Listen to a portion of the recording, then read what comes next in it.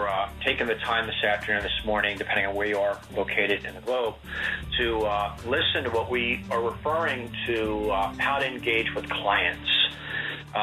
Let me tell you something that I think you should feel very good about. Storage is a really good place to be right now. I'm going to share some reasons for that. First reason. If you look at enterprise in terms of tin, meaning the hardware that customers buy, about 85% of the hardware that is being purchased by clients right now is storage. Storage is also growing. If it's block applications, for those of you who are not familiar with what block applications are, it's things like SAP, ERP, email, databases, basically things that run on a database. That's growing anywhere from 25 to 60%. When you look at other things like file and objects, so files would be, things like the PowerPoint that we're looking at, images, etc., and objects would be videos. That's growing 100x. So here's the message and why this is so important. If we land a footprint for storage, minimally it's going to grow 25, likely going to grow 65 for block, and absolutely is going to grow 100x if it includes file and object, which, by the way, is about 60% of customers' workload right now. So it is vital that we win. So we've got a lot of competitors, and we've got an aggressive competitor in EMC out there. Now here's the other good news. EMC is in trouble right now. You need to spend a little bit of time on different websites, Google, etc., and start reading about EMC. EMC is not performing in the market. Their products, the hardware products, are actually all down across the board. And in fact, if you look at EMC with their recent launches, and if you know their products, they launched the VMX announcement. It was inferior to our high-end products by a wide margin. They announced a VNX2 after 3 years of waiting for the product, and that product was inferior to our previous V7000 by 4x in terms of performance. And we've since announced the new V7000 products that were even far superior. In the flash market, they had a product that they acquired called Extreme.io. It took them over 3 years to make that product available to the marketplace. By contrast, when we acquired TMS, our flash product, we announced it and made it available in the marketplace within 1 month. And when they announced their Extreme.io 2 years after our flash product, here's what's kind of scary. They announced it as the speed is good enough, meaning it wasn't very fast. So in terms of performance and speed, we had a major advantage. And that's why Gartner just announced IBM is number one in the flash market. And we're number one. We got a 28% market share. So our biggest and most formidable competitor is in trouble. And in fact, if you go on and you read more about, on Google, you'll see that there's even rumors that companies are looking to acquire EMC. People like HP, people like Dell have looked at them, and they haven't bought them because they're looking at the performance and what they get when they buy them. And I guess because they haven't bought them, they don't like that. Now, there's some strengths in VMware, but they're even looking at divesting that. So our biggest competitor, I believe, is in trouble. And the second reason they're in trouble, I'm going to walk you through in the presentation. We truly have a portfolio that has some significant advantages over any of our competitors, both in benefits, features, and the biggest one, which is called savings. We can save customers an incredible amount of money. So I'm going to teach you, how to have a conversation and engage with clients. Now, the other thing that's happened, which, again, is a problem for EMC, HP, or an incumbent competitor, is if you look at data decisions, which really drives the storage, that 25, 60, or 100x growth, look at data decisions. About 70% of data decisions are being made outside of IT now. Now, that's good if you think about it, because if they were to continue to be made within IT, and they've got a relationship with, say, EMC, and they like EMC, right, because they've had a long relationship, it is very, very difficult to break that relationship. It just is. It becomes one of, religion and politics, that they just won't of the organization of IT. I'll tell you a couple things. One, most line of business executives, most CFOs in an enterprise are not all that happy with the IT organization. So it gives us a great opportunity to go in at a lot more value at a significantly reduced price point. And I'm going to tell you, a line of business that is charged for that through chargebacks or showbacks, they don't like that. They don't get it. They don't get the high cost. And when you go in and you say, look, I'm going to give you more value, by the way, and I'm going to give you significantly less cost to the tune of about 50%, they listen to you. They listen to you a lot. So this presentation is really about, how to actually begin selling at the start of opportunities. So I'm going to spend a little bit of time talking about, where opportunities start with data, how you can engage at that point. I'm going to spend a fair amount of time talking about references. One thing that storage absolutely has going for it, besides a great portfolio and a great savings, is we've got very happy customers, incredibly happy customers. And in fact, I've got that responsibility, and so I add them up every day. And to date, we've got 2,746 customers that are happy with our products, which is great. Because if you think about it, if a customer's happy, they tell other customers. If customers are happy telling other customers, customers that you want to be your customers end up buying from you. So, using best practices and reference selling is really, really powerful, really powerful. So thank you for all your work, with that. The next thing that we're going to spend a little bit of time on is what I refer to as how to influence a CFO, right? And there's a reason for that. If you think about it, we all know it all kind of flows into the CFO. And a CFO is really driven by one simple thing. It's called ROI, right? And I'll show you what that means in terms of storage. They want to see the maximum amount of value for the minimum amount of cost, right? So the numerator is value, and the denominator is cost, and we can provide that. And we can really, there's a fun presentation that I'll show you that I did at Edge. It's actually called How to Make a CFO's Head Explode. But I was told that, that's politically incorrect. Don't say things like that, Tom. It's inappropriate. So I described it as how to make a lasting impression with a CFO, which is a better, more politically correct way of saying it. But what it basically means is if you sit down with the CFO and you have the conversation that I'll teach you how to have, you're going to make a friend with them, because they're going to find that they've got an incredible amount of waste, limited amount of benefits, and we can dramatically and immediately and quickly, without risk, affect that. And he'll always open your door, his door, or her door for you, right?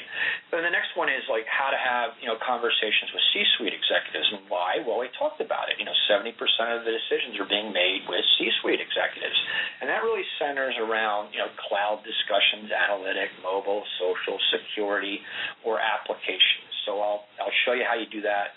I'll show you some examples of content that's actually been created that speaks in that narrative, which is a fancy way of saying how they talk, right? You don't want to go in to line of business executives and say, I have a terabyte, and a terabyte spins at this spec speed. Their eyes will glaze over. You'll probably never be invited back. So you have to talk to them in that narrative, and we're building more material related to that. So that's kind of what we're trying to accomplish, over the next 45 minutes, and hopefully that's a good use of your time. So let me jump through the next chart. So one of the nice things that's actually going on right now in IBM, and you see it in the fourth quarter, we've got our entire advertising budget is being spent on cloud. If you've watched any of the commercials that we put out recently, like the Made with IBM, those are tremendous commercials, because we still tell the smarter storage story, but the Made with IBM story tells a story about how customers are leveraging our products. So many of those, and there's over 60 of them, are actual real customers, as you would want them to be. In fact, all of them are. And they're customers using our products. So there's some just great examples. And then you marry those 60 Made with IBM examples with our happy list of customers, 2,746. We begin to have a very good story to tell with customers. Okay. On the marketing side, next year, I'm sure you've all seen this, we're going to be really driving at, our classic marketing. I mean, stuff that we want to do as marketeers, right? And it's really about, building a buying agenda. So really looking at how different people in an enterprise that make data decisions buy, right? And taking them through a journey, which is a fancy way of saying a series of steps, which really are discovery, meaning being aware that IBM can provide that product, engaging like the right assets to actually have those conversations, right? Getting them to commit to us, getting them to adopt it, right? And then most importantly, the last one, again, a fancy word, advocacy, which basically means be a reference, meaning tell another customer so we can sell another customer, right? And if you look at the different pieces on the portfolio marketing and performance side, pretty basic. I kind of highlighted what I kind of see as external things because I've got responsibility for it is my mission to build external assets and present them to customers daily. It's build the journey, extract client insights, which is references, and harvest references, create narratives, meaning in the language that they talk, right? Target, people that we should be talking to, right? Build enablement, engage, curate the content, meaning make it available, right? And then physically touch the customers. And the part that I really like, which I'm doing a lot with, is, in references, is if I've got 2,746 references, and as an example, one of those references is Bank of America, who has an analytics solution from IBM using elastic storage, and they cut their mortgage program, which is writing a mortgage, for a home or a mortgage that is defaulting, meaning people aren't paying the mortgage, right?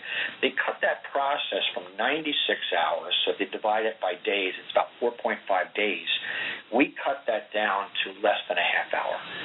Bank of America was so pleased with that. They wrote a press release, and they got a lot of praise for that. Now, you think about that. Other banks, in fact, every bank, right, writes a mortgage, right? Most of the banks that write mortgages use an analytic application called SAS. Well, wouldn't it be cool to make that reference available? Well, we do that, but let's face it. Not everybody sees them, right? Not everybody can read them. You can't keep up with it, right? Some people just choose not to do it, right?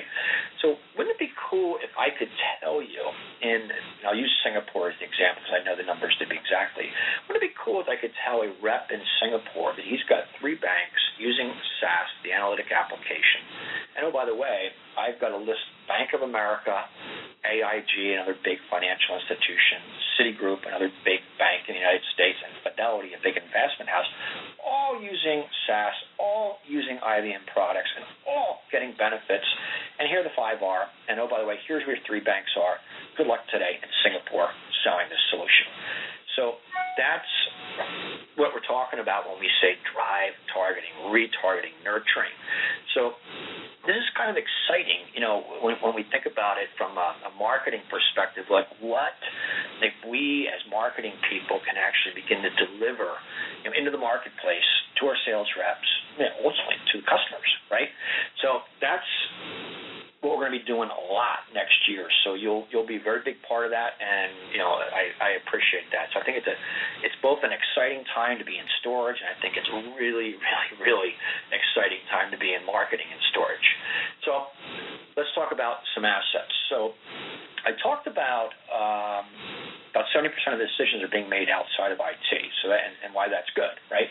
If you were to get weird about it, which I am weird, if you ever meet me, you would know, there's actually 10 decision points or touch points that really drive data decisions. And I've got that in a different chart, but I won't bore you with it.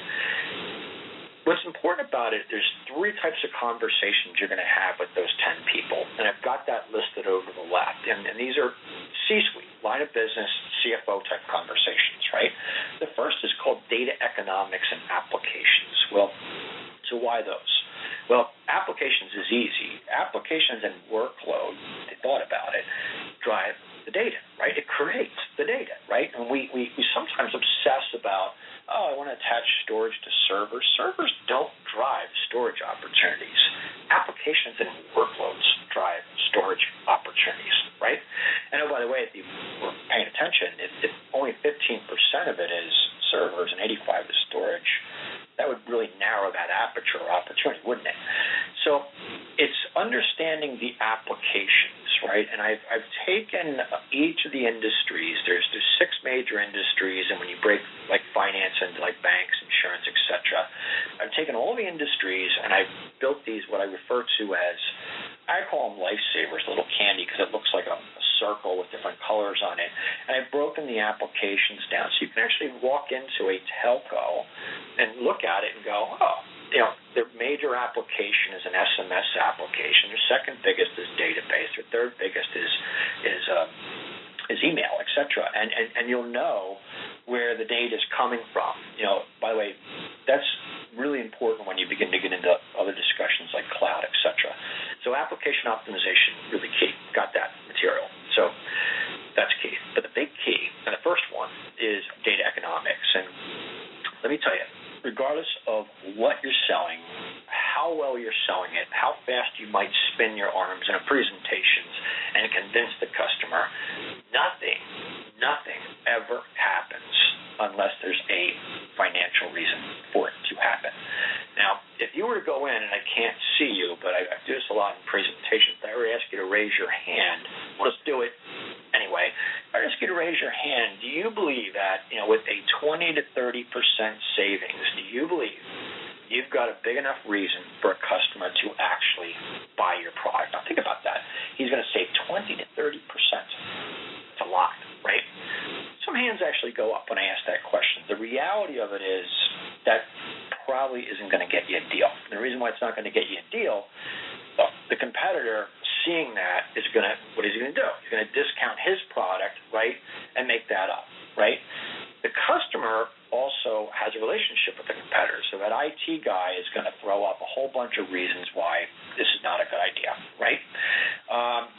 Valid as well, and he's going to create a issue with the CFO called risk, and the CFO is going to go, I'm not feeling it, right? You think about it, if we came in at 30, right, and the competitor compressed that gap to 30, he's not going to do it. If you compress that gap to 20 and you get a 10% difference, at 10, 15, 20 with risk, loss of business, he's not going to do it. But if you can show that I can save customers 40 to 50 by a show of hands, will that customer do it? And every hand should go up by now, because he will do it, because at that point that is an incredible amount of money. I mean, a significant amount of money. And you apply that to those growth factors at 25 to 65 with block, or 100x with file and object, you bet he will, right? He's now got a fiduciary responsibility to truly consider you. Now, here's what's cool. When he truly considers you, our products are better. I mean, I just kind of talked about that compared to EMC. They truly are better, right? So when he really looks at you for real, as opposed to pretending to look at you because he doesn't like you and in a relationship with you, and you're really just, a column B in a spreadsheet and a procurement evaluation, we'll win. And by the way, we'll win every time. And I'll tell you an example. Rubbermaid, which is a big manufacturer in the United States, team came to me at the beginning of the quarter and said, we're losing. They're going to go with EMC. We got one shot to go make a presentation. And they had kind of lined up all our products, right? And they're going to go talk about all the products, and good luck with that, right?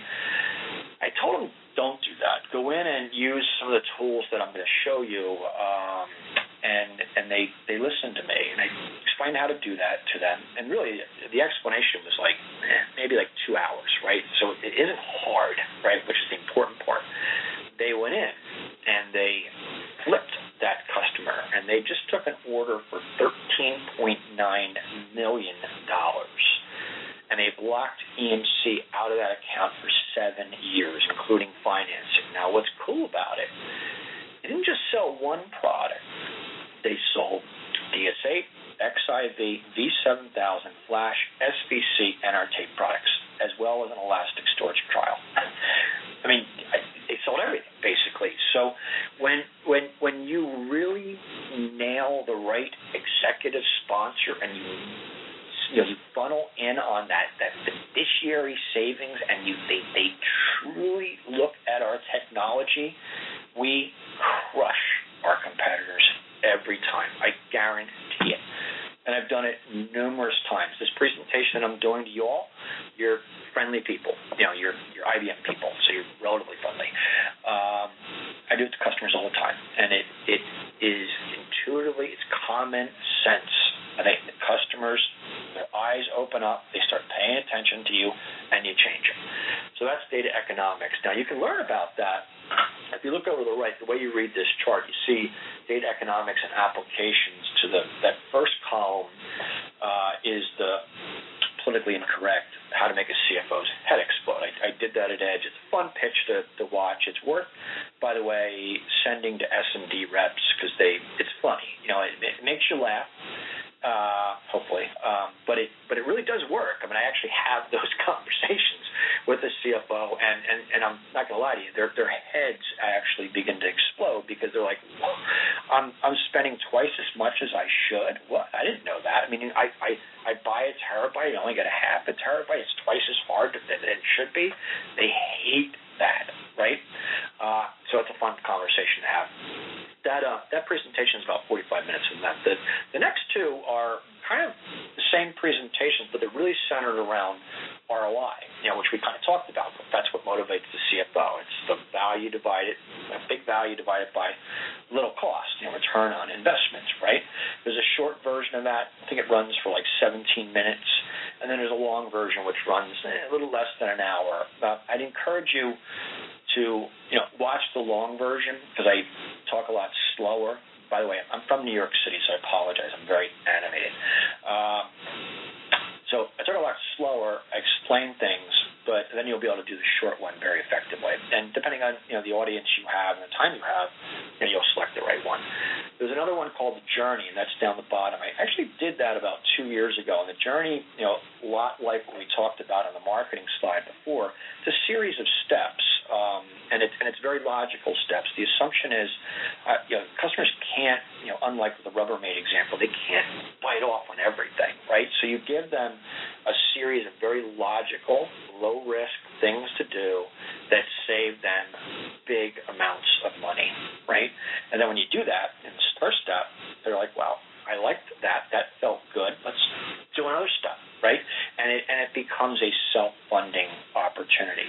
So that's a video that takes about 17 minutes. What I found is people like that video. It's on YouTube. It's got about 1,000 downloads, so customers seem to like it. But what I found when doing it, when I try and get other people to do it, a lot of it is in my head. So it's in my head, and I talk about it real quick, but it's not that easy for people to do. So I built a different presentation called Smart Steps Journey, which basically takes each of the steps and then spells them out very simply. And it does it classically consulting, where it says, okay, so here's the as-is, meaning what's going on with the customer right now. So that's the first slide for the first step. Then it says the can be, meaning how great it'll be, if you do the IBM things, right? And it's got the proof points and the values there. It shows tools that we have that are free that they can use to actually prove it, right? And then the third one is, because I kind of talked about references, explains the references. So it's got customers saying, yeah, I got this value, right? Or case studies, et cetera. So it's laid out pretty logically. So that's that slide.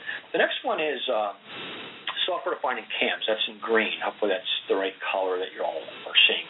And, software-defined. Why do I want to talk about software-defined? Well, a couple big reasons. One, in addition to data centers moving to all-flash data centers, and by the way, companies like IDC claim that by 2016, customers will have all-flash data centers. So customers are probably looking at, one more depreciation cycle, maybe two depreciation cycles on things that spin, and then it'll be all flash because the price points will be about the same.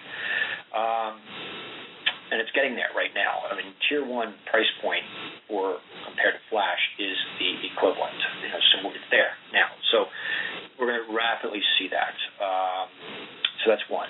Software-defined. Oh, and by the way, Gartner called us number one. If you didn't catch that earlier, software-defined is about protecting your data and giving you the flexibility to put your data on any type of storage product. So if it moves to flash, great, put it on flash. If, I say this jokingly, if they were to move in 8 years from now, storage were to run on peanut butter, as an example, I want to be able to move it to peanut butter, right? So, and software defined actually allows you to do that, amongst other things. Now, another cool fact, is software defined. IDC ranks IBM number 1 in this industry. Now, they'd be right about that, because let me give you some numbers. We've got over 55,000 instances of it, meaning real customers using IBM software-defined storage. So, and it's growing at about 8,000 a year. By comparison, let me count up my competitors. Now, you can't see me, but if I were holding my hand out, I wouldn't need both hands. They've got less than 5. So we're real, they're not real. And if you know anything about software-defined, it means the ability to be inclusive, meaning connect all your storage products and collect everybody else's storage products.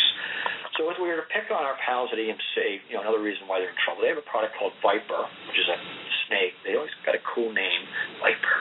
But let's talk about Viper. They have already talked about less than 5 customers, right? None in production. Not good, right? And then when you look at, okay, who do they work with? Well, go to their spec sheet. Their spec sheet says they work with 4 people, 4 products, 4 storage products. Let's talk about who they are. Well, one is VNX, that's an EMC product. 2 is VMAX, that's an EMC product. The third is Isilon, that's an EMC product. And the fourth, they claim, NetApp. So they work with 4 products. That's not inclusive. Now, by comparison, so EMC's got 4, 3 of which are theirs. We've got 250. That's inclusive, right? So 250 versus 4 and 3 of theirs, right? So software defined is a great storage for you to actually have. The next one is called CAMS, and CAMS is why you want to talk about cloud, analytics, mobile, social, and security. It's because that's what the line of businesses want to talk about. And that gives you an opportunity to begin to have conversations at the origin of the opportunity, the data, right? And have and connect your value and savings with the people that actually end up ultimately paying for it, right? And that's listed in green. So I've got some base primers, how to have what is CAMS? Like, what are the things you ought to be talking about? I've got a cloudy with a chance of storage presentation, and I've got an analytics presentation. Now, so I'm really in this deck focusing on overall CAMS, and then I'm going to be talking about in the cloud deck, cloud storage apps, right, and then the analytics. Now, why I focused on the C and the A of CAMS is, well, because it's important for storage. If you look at a cloud decision, about 70% of a cloud decisions are originated as storage being the basis for it. So if you thought about that, if you've got a cloud proposal and storage isn't in it, or storage isn't prominent, or storage isn't the lead for it, you're probably missing the opportunity, right? And you're not getting it, right? So that presentation will talk about that. If you look at analytics or big data, think about what that is. Analytics is about the speed of data. Big data is, say it again, big data. It's all about storage. So about 90% of an analytic decision is driven off the need for storage, right? So cloud and analytics, as it relates to CAMS, are particularly storage-centric, okay? So that makes sense. The best practices, which is in, I guess that's vanilla, and how to simplify and, reduce a terabyte, you'll see that over on the far right. And Jamie Thomas, our GM, did a great job at Edge. You can download that presentation. And by the way, for those of you who didn't attend Edge, it's in Las Vegas. They do a killer job. I mean, it's really impressive. I mean, it's lights, action, video, great presentations. Everybody clapping wildly. It's fun. It's good. I put together for you what we refer to as an event in a box. So if you want to run events in Russia, Romania, Poland, etc., hungry, you can do that just, and I can send you the links for this stuff where it's got all that stuff. So it's got, like a loop of videos and references that play as people wander in drinking coffee, and as the lights dim, it plays a hot video, and then it's got all the presentations in one place. And it's also cool because you can actually watch, people like Jamie do it, and you go, wow, did a nice job. But in watching it, you'll learn to do it. And then it's got the content. It's got examples of panel discussions, questions you can ask the panel. So it's kind of set up and staged so that it makes it relatively easy for y'all to repeat that, if you wanted to. Okay, so and I've built that, by the way, with references, in your market as well. So, you're not going to get, U.S. references that have no value or interest in Russia, as an example. So hopefully that makes some sense.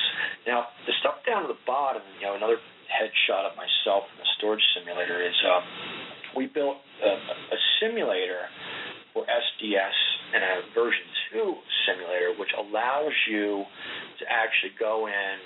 I talk a lot slower. I explain things, and then you've got a series of mock customer calls that teach you how to deal with a series of questions that you can ask the customer. Some of the right ones, some of the wrong ones. If you ask the wrong ones, there's penalties. So it's kind of cool. So we built them to teach you how to do everything to the left of it. And some people like education. I personally do not. But I'll tell you, people seem to like that. The first one, over 1,800 people took it. The second one, over 2,000 people took it, and we didn't make them take it. So, I guess it's done okay. So that's how I'd encourage you to take those, and then you can learn everything to the left. And you want to learn that because it's a lot of fun flipping a customer that doesn't like you, doesn't want you, has never bought from you, and then flipping them. And it's also fun to watch a CFO's head explode. I kid you. So that's the content. So I'm going to speed up a little bit, and I'm going to walk you through just some examples. So let me share some data points with you. We spent over $14 million, did a study of over 800 customers, small, medium, large, all industries. And let me share some data points, which are really kind of scary. The first one, only 1 in 5 customers are happy with their storage. 1 in 5, right? By the way, these are not IBM customers, so this is opportunity for us. Only 1 in 5 are happy.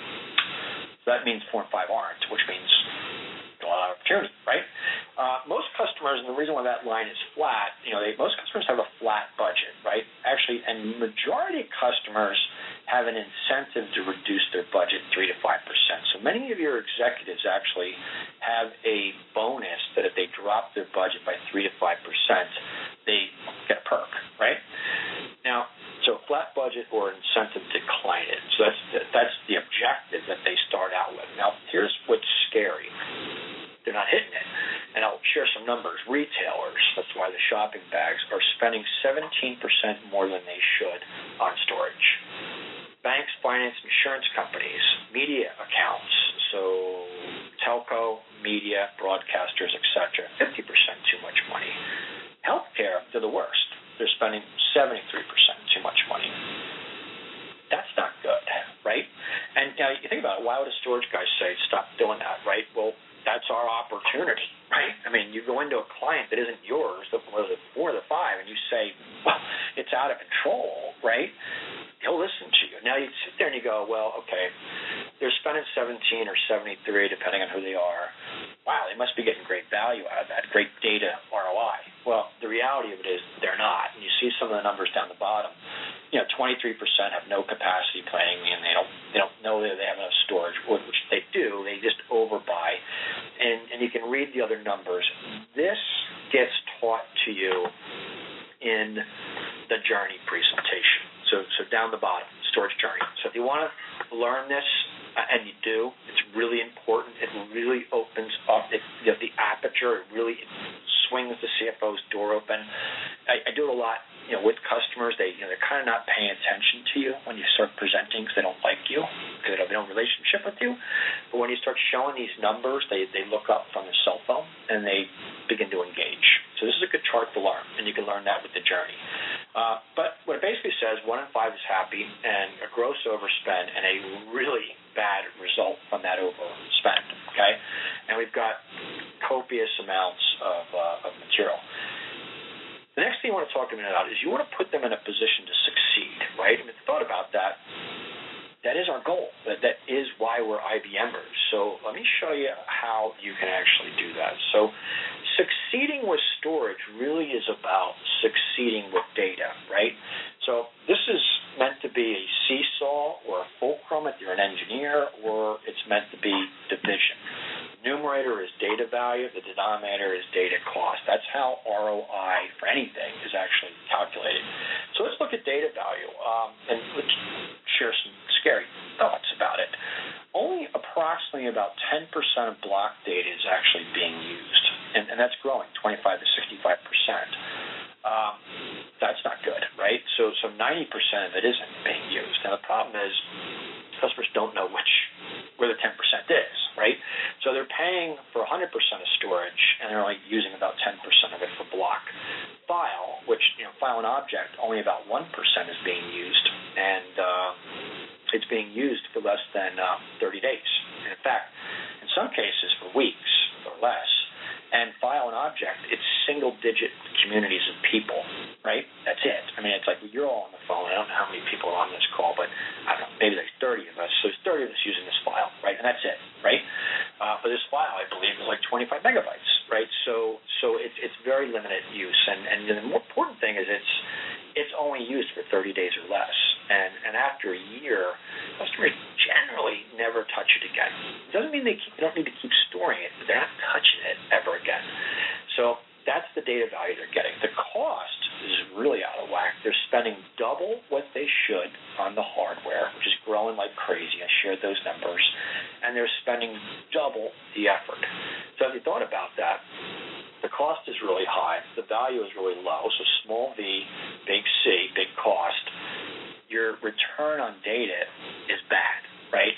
And then now you factor the growth, the 25 to 65, and you factor the 100x, the data costs are going to outstrip very shortly the value you're getting from it. And in fact, I can show you even that in some industries, if they continue on this path, the data cost will outstrip the company's revenue. You can't run your business, right? Meaning the cost of storage will cost you more than what you make as a company. So customers have to fix this. They've got to get their data ROI right? Makes sense. And as CFO, his head, he engages here because he knows he's getting a limited amount of value. Why does he know that? Well, the line of businesses all complain to him, right? Because they all report up to him. They're getting a limited amount of value, and they feel they're being overcharged. And oh, by the way, they're all right. They are, right? And that's why the conversation with the CFO becomes pretty fun to have. So let's look at there was an example I showed you earlier. Healthcare was 73%, retail was 17%, and the other guys were like 50%. Well, you sit there and you go, why is healthcare so bad, right? Well, the reason, if you actually understand healthcare and understand the applications and the workloads, their number one application is called PACS. That's the hospital system. If you know anything about a hospital, if you've ever been there lately, hopefully you haven't, you've got a lot of file and object. You've got X-rays, MRIs, etc. So their file represents about 80%.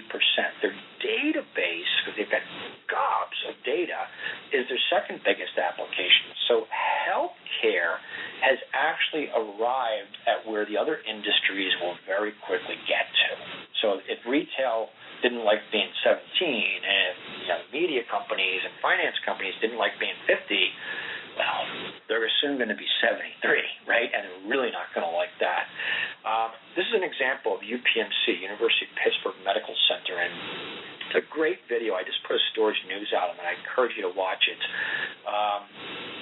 Tremendous health system, tremendous health benefits, but here's the thing. We saved them over a 10-year period $40 million in storage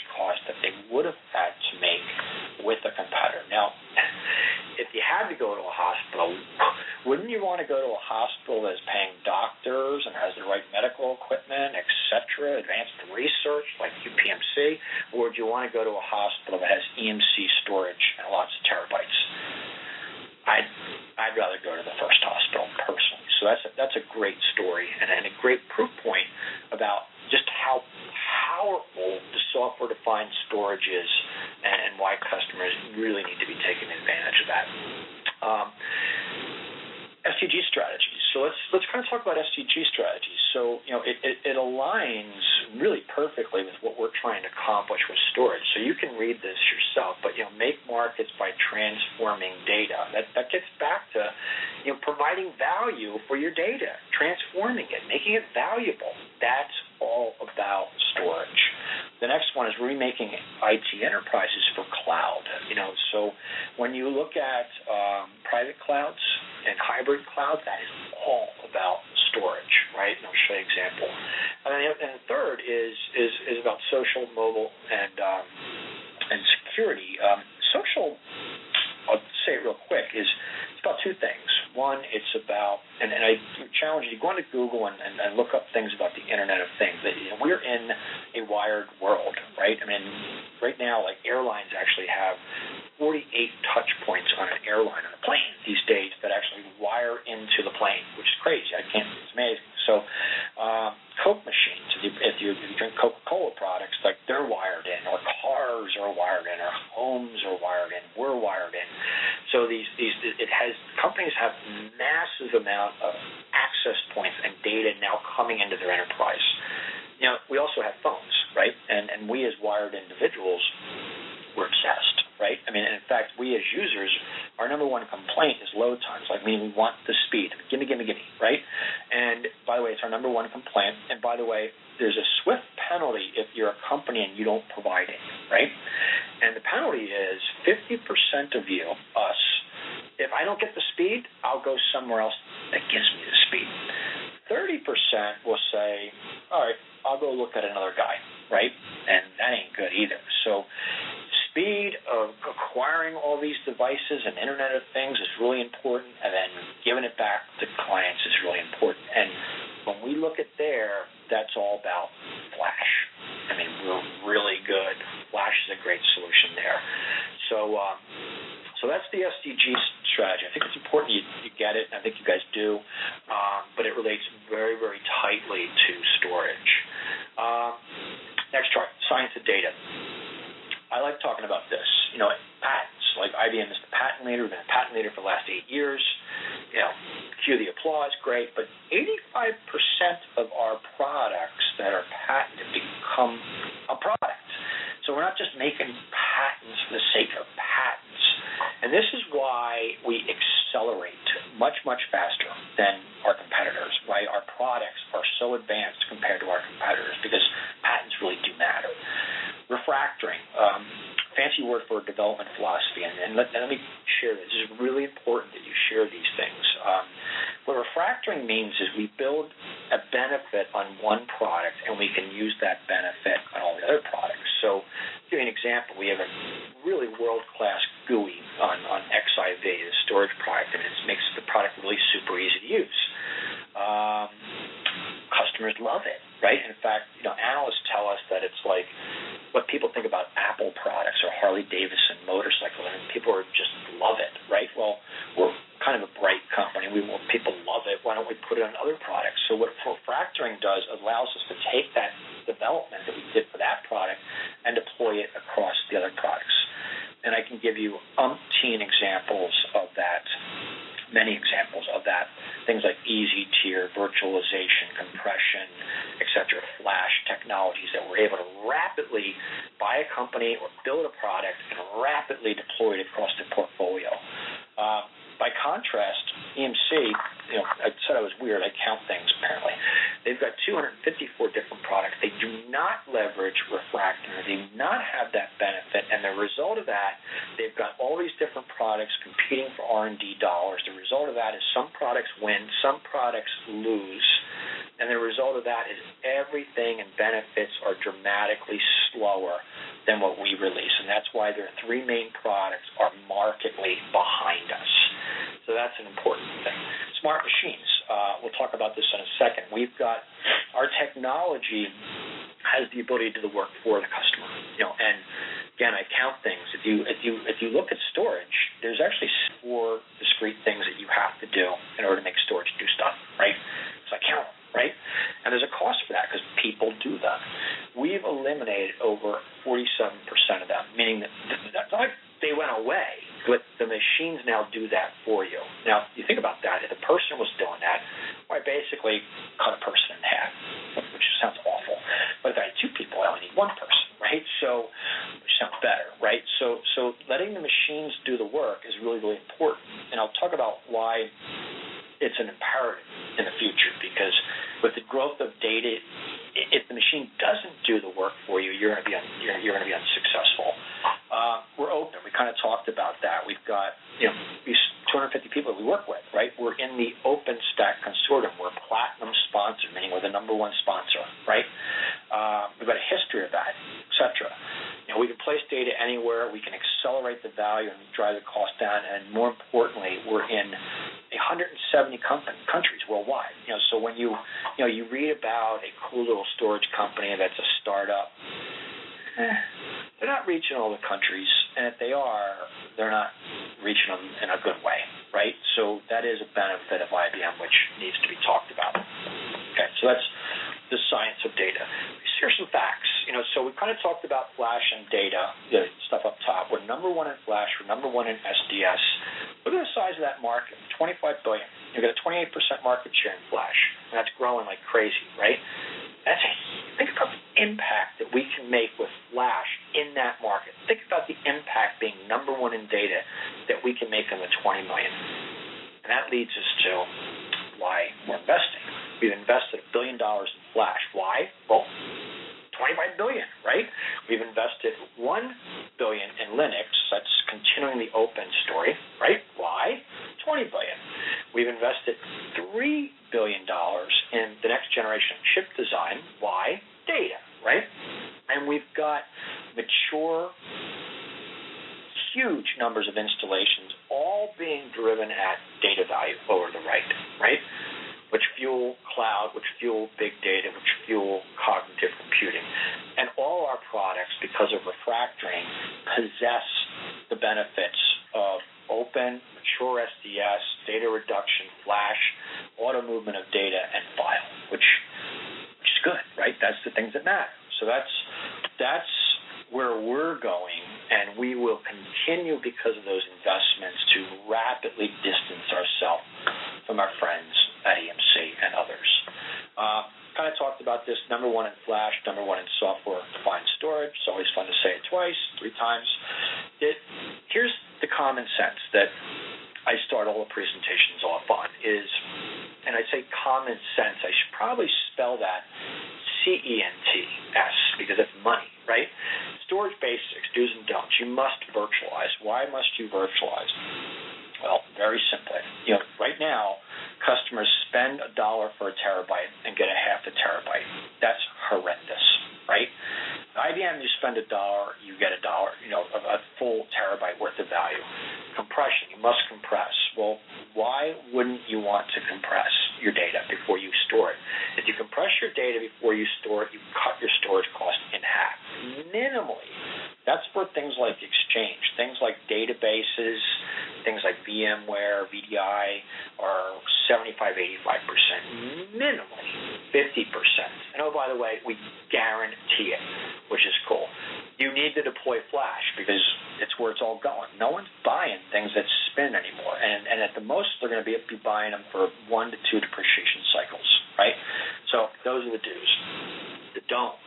Do not allow your data to be trapped. You want the ability to be able to quickly, easily migrate your technology to things like flash, or in 8 years, things like peanut butter, right? Makes sense.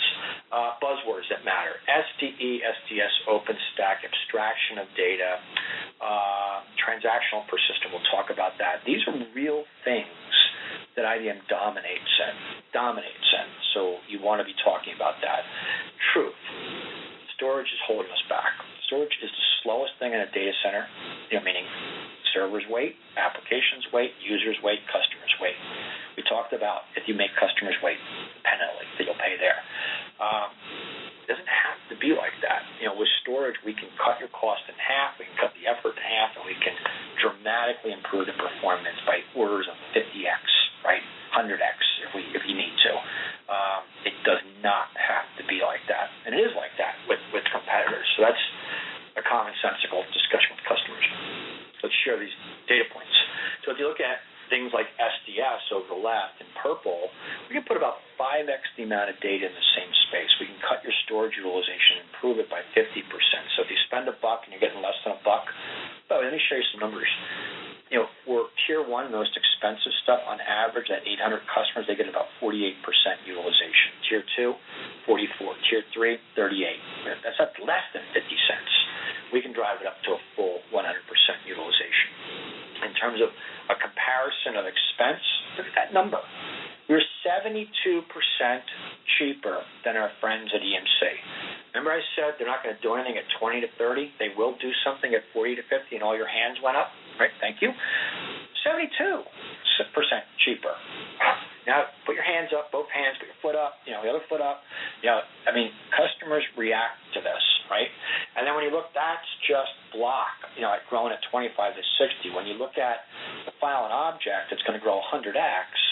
These numbers are stunning. If you're a technical person, 200 million pages of unstructured data loaded in minutes. That is a huge amount of data in less than a minute.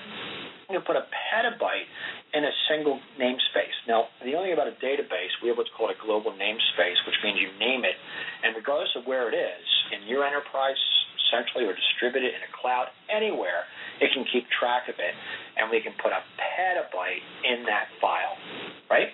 That's cool. So if it's Tom Sullivan, my family, all my pictures, I got a petabyte worth of stuff that I can put in there, and it'll follow me anywhere I go in the world. And wow, it's grown at 100%. I can drop that cost, not by 72%, because now there's no comparison. I can drop it by 90% where data's going. So, Mr. Customer, where you are right now, I can drop your cost by 72%. Mr. Customer, where your data is going, I can drop your cost by 90%.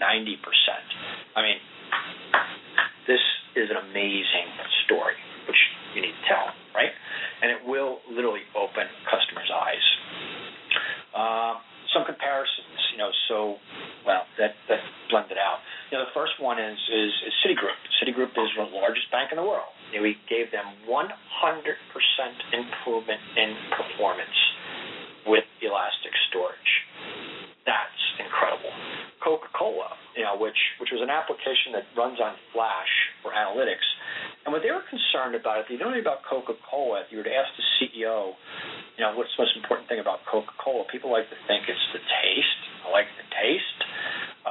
The branding, like cute little polar bears, things like that. The reality of it is he doesn't believe that. It's not that. He goes, I can give you a Coca-Cola product within a 10-minute trip. So if you're thirsty, it's that bottle is near you to deliver and just quench that thirst. And that's all about logistics. And that's all about making sure Coke is on the truck and the trucks are delivering the stuff to where it needs to be, right? And that's they improved their actual supply chain analytics by 20x. You cannot put a price tag on that. It is a huge amount of savings. UPMC kind of got blended out. That's that hospital I talked about, a 67% reduction in storage and facilities cost. They added it up, $40 million over 10 years. Yeah, so if you're a hospital, would you like to save $40 million, or would you like to spend $40 million? Less doctors, less medical equipment, more storage for you if you go with people like EMC. Not a good story. Now, there's a great opportunity in that, 70% of customers, greater than 70%. And in fact, in a study done by CEOs named this as the number one issue. Most important thing, leveraging data. They also named it as their most important threat, meaning they felt the other guy was better at it, there'd be a threat. And they'd be right, because customers that are good at it outperform their competitor by 2.6x. So everybody wants it, but only 10% feel they're prepared. Well, you're right, because only 1 in 5 are happy, and they are not prepared. And that's why, we can deliver a really compelling CAMS conversation with the people that actually are the origin of the opportunity. So this is just tremendous opportunity for us, and there's a big gap between that 70 and the 10, obviously. Don't have time for this, but this pitch is in the CAMS presentation that I showed you earlier, and it's in the Cloudy with a Chance of Storage. And what it does, if you read it, it breaks down the amount of opportunity for each of these spaces, and rather than talking to you about technology like Flash and things that spin, I talk about what's unique about cloud, what's unique about analytics, mobile, and social. And you begin to see some common things. Cloud, it's all about workloads. Like what are the workloads? What workloads are you comfortable moving into a cloud? Meaning, because some customers are cool moving, email, file, etc., but they're not all that cool about moving ERP systems or HR files or pricing files. Others are, right? So it's about that. And when you get below that, it's about data is highly unpredictable. That's the ROI discussion. You got to deliver good SLA, QRS, CapEx, OpEx, unpredictable, speed, really important. And when you move into analytics, mobile, and social, you begin to see the same types of things. So when you center your conversations, you begin to center it around that. And those videos that I showed at the very beginning will show you how to do that, how to begin to have that level of conversation. And oh, by the way, hey, we got great examples, right? Navisite, for those of you that aren't familiar with Navisite, if you look at Gartner has this magic quadrant. I mean, you really want to be in the upper right? And they show companies like AT&T, big telco in the States, Verizon, another big telco.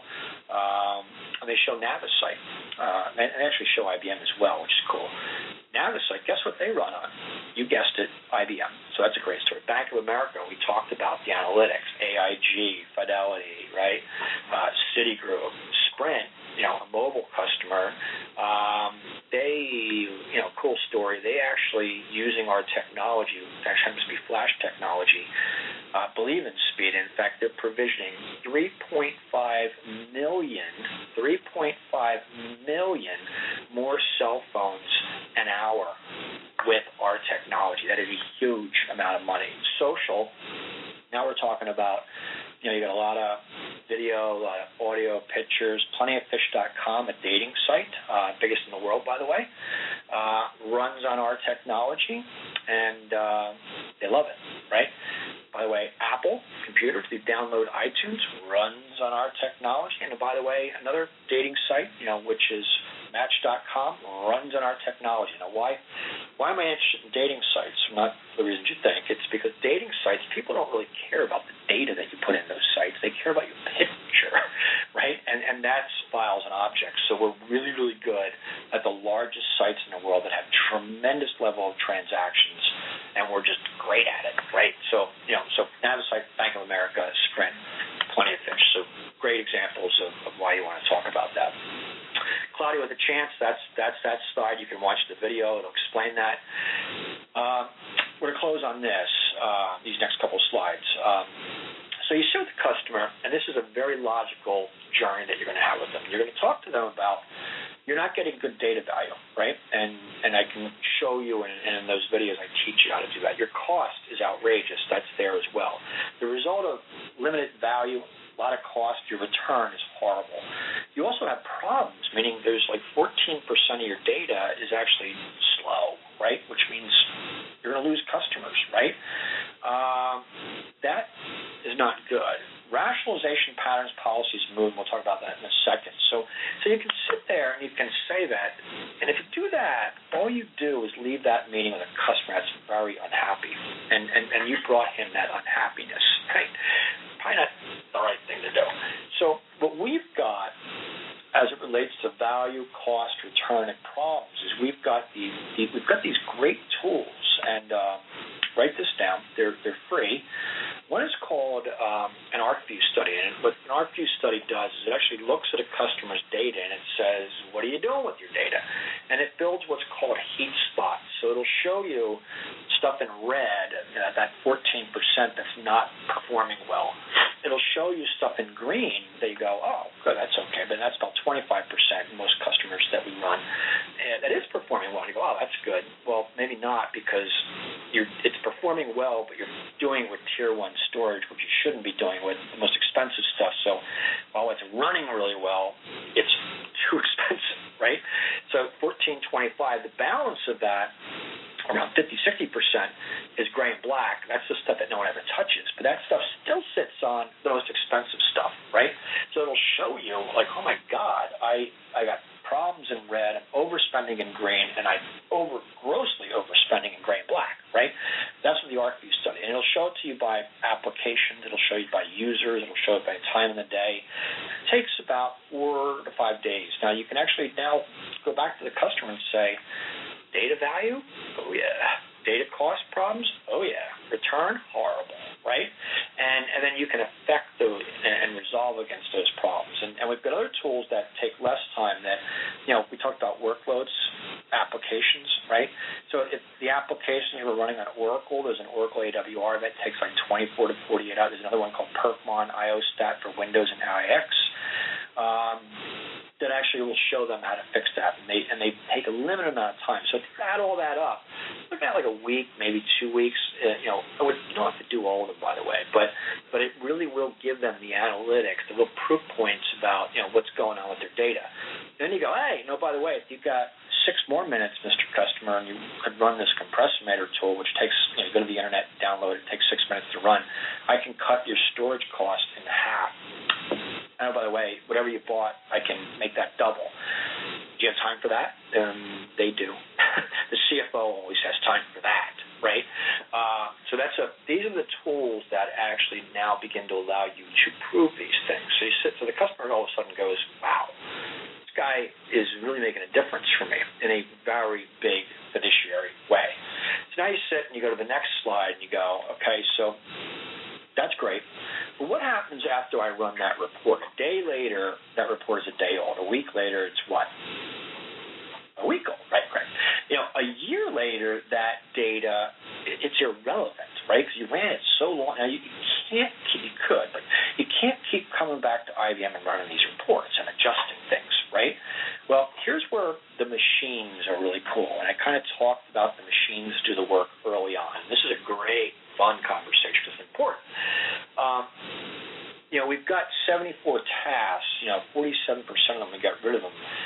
What drives the problems before value, cost, return problems is a lack of rationalization of classification of data, which means I don't know what I'm doing with my data. Remember I said 10%, 1%, and the rest, but they don't know which? I don't know what I'm doing with my data. So it's completely unknown, right? The result of not knowing how and what you're doing with your data, you cannot see any patterns in use of your data, right? Which means you're blind, which means you cannot possibly set the right SLAs and the QRS, quality service, deals.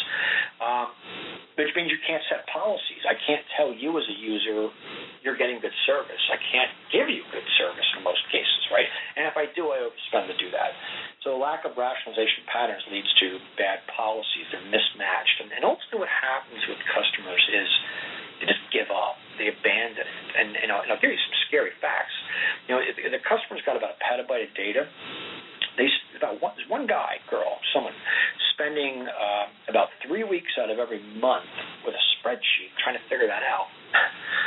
And it doesn't work, right? It's mismatched, and they abandon. So the ability to see and rationalize your data and know that, see patterns, allow you to set policies. Now you can actually move your data to where it should be, right? Because you make the right decisions. And I'll share some other numbers on these 800. 72% of customers have two tiers of storage, but 80% of it is in Tier 1. Only 20% of it is in Tier 2. You know what the right mix is? The right mix is 2080.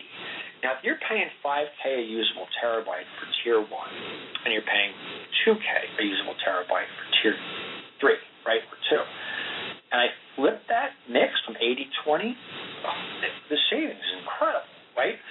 But you cannot possibly do that unless you rationalize, classify, have patterns, have policies, and you have a system that auto-magically moves the data, right? You can't do it centrally. Customers don't accomplish it centrally, and it gets worse because let's think about it. Customers' data is no longer central, right? It's decentralized, and about 70% of customers' data is distributed. It's decentralized, and as you add cloud to it, it becomes even more so.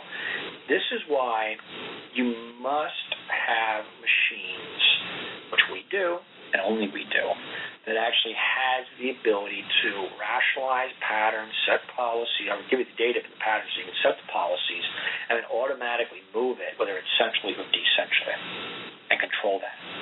And the difference between a product like VSC and SVC, which are virtualization and SDS products, and elastic storage, there is no difference. Both those products allow you to see patterns, allow you to set orchestration, like an orchestra, play the data the right way, right? And what's cool about elastic storage is I can drag the storage in, I can drag the compute in, and I can drag the network in, which, by the way, if you thought about it, in a decentralized and cloud environment, they're all in play, and wouldn't you want to leverage it? And I can manage all that. I can see the patterns, orchestrate the data, move the data, virtualize the data, and that is something that only IBM has available.